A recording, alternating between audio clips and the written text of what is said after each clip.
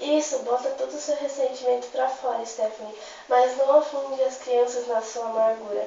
Elas não têm culpa das suas desgraças nessa casa. Que chegaram com você, sua cobra venenosa. Do que você sabe?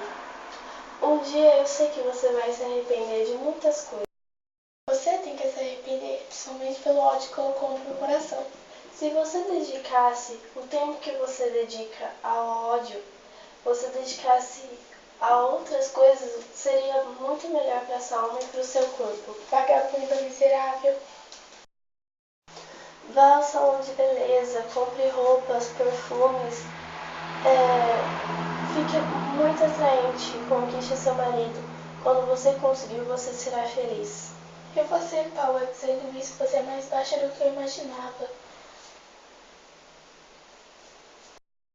Ele nunca mais vai querer um amor sincero de uma esposa, porque você o ensinou ele a aproveitar das safadezas. Cala a boca!